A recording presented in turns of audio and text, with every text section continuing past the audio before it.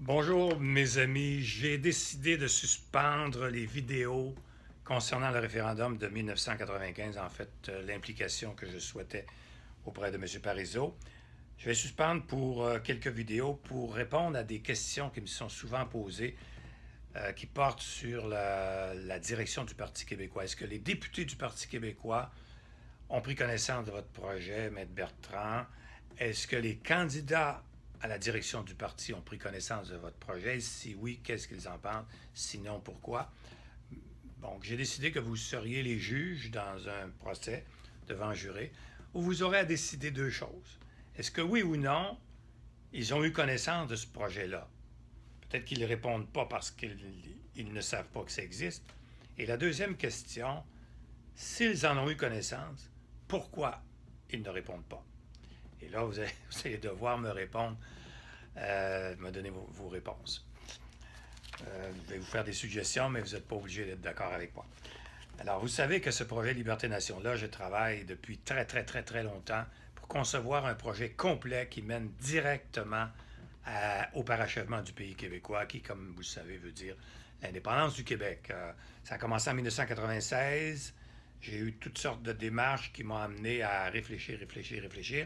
Et il y a à peu près 4 à 5 ans, là, l'écriture a commencé, la conception a commencé, la recherche, les rencontres avec des experts, des amis, former toute une équipe, des fédéralistes, des indépendantistes, des purs et durs, dans les deux camps, pour arriver à concevoir quelque chose d'unique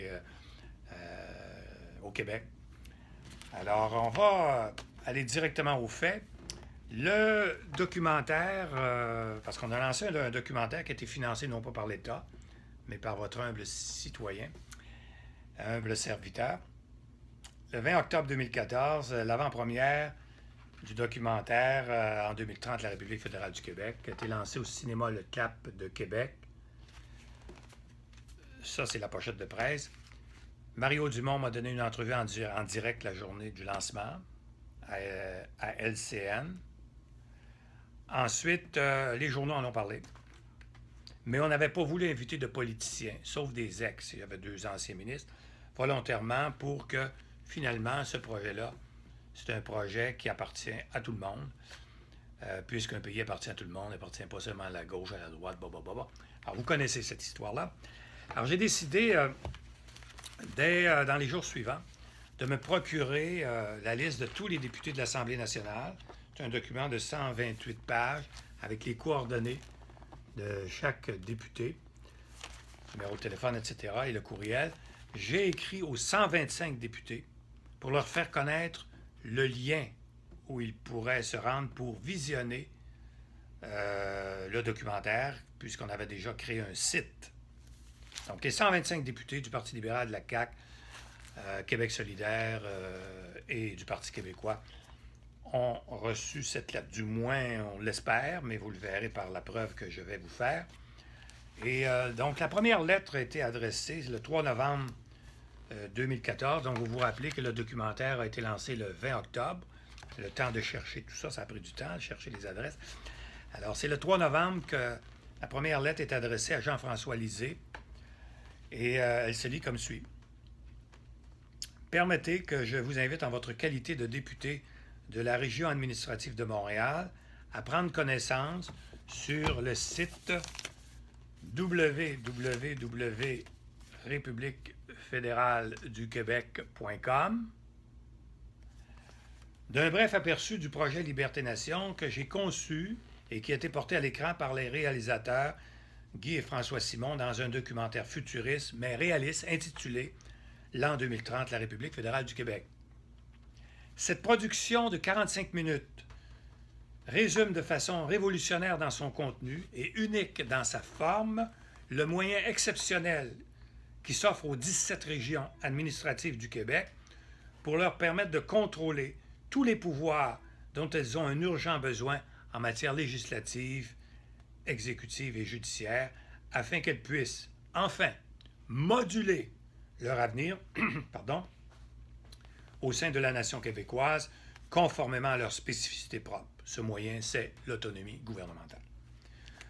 Le projet Liberté Nation prévoit notamment la refondation du Québec, à partir de ces régions qui sont le fondement même de la nation québécoise, refondation avec les Autochtones, qui se verraient reconnaître tous leurs droits, dont le droit à l'autonomie gouvernementale, refondation avec les anglophones, les allophones et les francophones.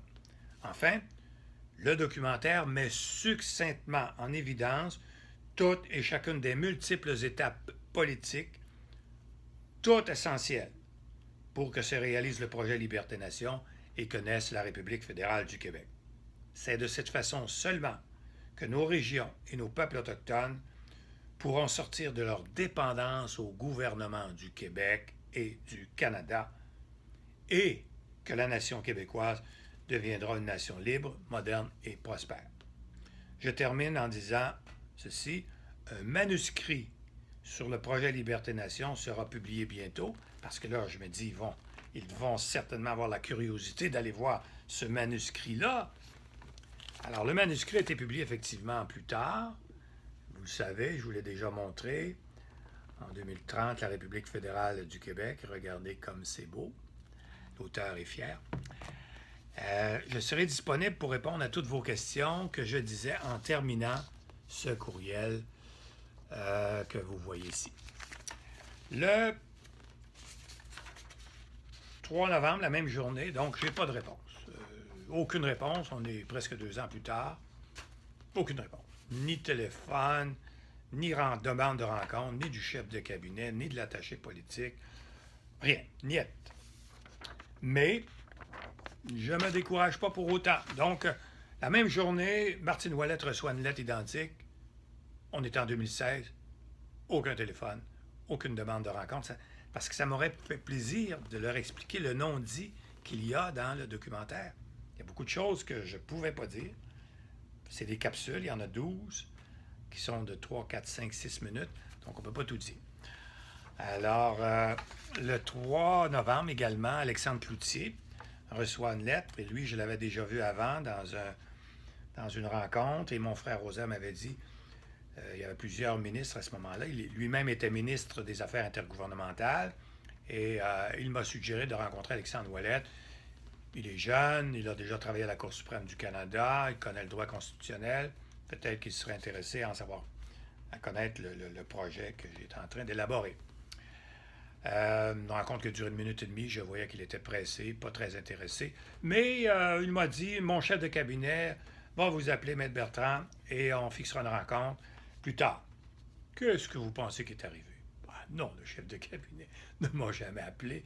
M. Cloutier ne m'a pas appelé ni quand il était ministre, ni quand il était député, jusqu'à ce jour. Et donc, peut-être que, bon. Alors, le 6 novembre, quelques jours plus tard, là, je reçois une première lettre. Je suis content. Une première lettre du ministre responsable de la région du Nord du Québec, au Témiscamingue, M. Luc Blanchette. Donc, vous voyez ici cette lettre. Là, je suis content parce que je me dis, ça signifie qu'ils ont reçu le courriel. Mais je ne suis pas content de voir qu'au Parti québécois, il n'y a personne qui donne suite. Quoi qu'il en soit, le 7 novembre, quelques jours plus tard, là, j'adresse une lettre identique à Véronique Yvon. Pensez-vous que j'ai eu des nouvelles? Petite surprise que vous connaîtrez dans la prochaine vidéo, mais j'en ai pas eu jusqu'à il y a quelques semaines. Silence total. La même journée, là, c'est le ministre de l'Emploi et de la Solidarité sociale, François Blais, que je connais personnellement, qui m'envoie une lettre. Donc, je suis encore content de voir au moins qu'il y a eu une suite, qu'on a pris connaissance du document. Mais déçu encore une fois, pas de péquistes, où sont-ils? Où sont-ils? Ou c'est vous qui allez d'abord décider s'ils ont reçu le courriel. Peut-être qu'ils n'ont pas reçu le courriel. Peut-être, on ne sait pas. Le 10 novembre, là, c'est le cas, c'est le tour de Pierre-Carl Péladeau. Alors, M. Péladeau, lui, est un homme d'affaires. Je me suis dit, ça va vraiment l'intéresser parce que le projet se présente sous la forme d'un plan d'affaires avec études de besoins, études de marché, études de faisabilité politique, juridique, économique, financière étude d'impact, étude d'opportunité. Il y a même une maquette. Il y a évidemment un plan d'affaires en 7 étapes. Bon. Alors, je me suis dit, wow, là, on l'a, le bonhomme qui va prendre ça en main. Pas besoin de créer d'institut. Aucune réponse. Ni pendant qu'il était député, ni pendant qu'il était chef du Parti québécois ou leader de l'opposition à l'Assemblée nationale. Par contre, le lendemain, je pense, oui, le lendemain, je reçois une autre lettre. Alors, je suis content, j'ouvre l'enveloppe. Non, encore le Parti libéral, le gouvernement, cette fois-là, c'est le ministre de l'Économie, de l'Innovation et des Exportations, M. Jacques Daoust, qui m'envoie une lettre. Pas un courriel, une lettre, pour me remercier, féliciter le citoyen qui s'intéresse aux affaires de l'État. Mais je suis déçu. Comment se fait-il que leur courriel au Parti québécois ne fonctionne pas? Je m'arrête et vous connaîtrez la suite plus tard dans la prochaine vidéo. Mais en attendant, vous commencez à vous poser des questions parce que vous aurez à décider s'ils ont été informés. Peut-être qu'ils n'ont pas été informés. Peut-être que leur courriel ne fonctionnait pas. Parce que ça se peut pas que tous ensemble décident de ne pas répondre à un citoyen, même si on ne l'aime pas. Supposons qu'ils ne l'aiment pas. Bon. On n'est pas obligé d'aimer les gens, parce que les gens qu'on aime ont peut-être pas des bons projets, puis ceux qu'on n'aime pas ont peut-être d'excellents projets. À la prochaine.